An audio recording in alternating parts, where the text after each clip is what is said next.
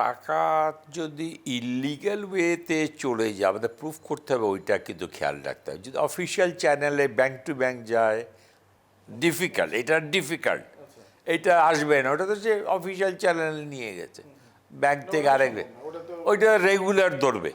কিন্তু আমাদের প্রুফ করতে হবে এই হাজার হাজার বা লাখ লাখ কোটি টাকা যেটা গেছে ইললিগ্যাল ওয়েতে গেছে, হাওয়ালার থ্রুতে গেছে, হুড্ডির থ্রুতে গেছে, পাচার হয়েছে এইভাবে, পকেটে করে নিয়ে গেছে, সুটকেস বন্ধ, এইগুলি কিন্তু যদি যায় কোনো দেশে এবং আমাদের সঙ্গে তাদের যদি অ্যাগ্রিমেন্ট থাকে ওই দুইটা দেশে, তাহলে কিন্তু পসিবল। টাইম লাগতে পারে, তো আমি বলতে পারবো না যে এটা 1 বছরে আসবে, 2 বছর, maybe it will take years, কিন্তু আসার যেটা গভর্নর বলছেন যে হ্যাঁ এইটা আসার উদ্যোগটা নিতে পারবে তারা, কিন্তু এটা পরের গভর্নমেন্ট এটা উইল টেক টাইম।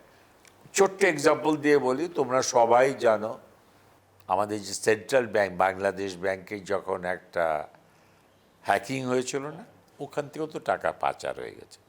যেহেতু আমরা শ্রীলঙ্কাতে গেছি যে টাকাটা সঙ্গে সঙ্গে কিন্তু ফেরত আনা গেছে বিকজ অফ দ্য অ্যাগ্রিমেন্ট। কিন্তু যেটা ফিলিপিনে গেল, টাকাটা চলে গেল আমার ক্যাসিনোতে, ওইটা তো এখনও পর্যন্ত আসতেছে না।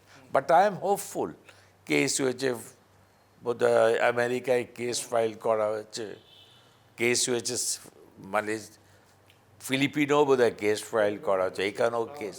তো এইগুলি টাইম কনজিউমিং, টাইম লাগবে, কিন্তু আশা আছে আমার, আমি বিশ্বাস করি পাওয়া যাবে যদি ঠিক মতন হ্যান্ডেল করা যায়, এটা ফলো আপ করা যায়, তাহলে আসবে।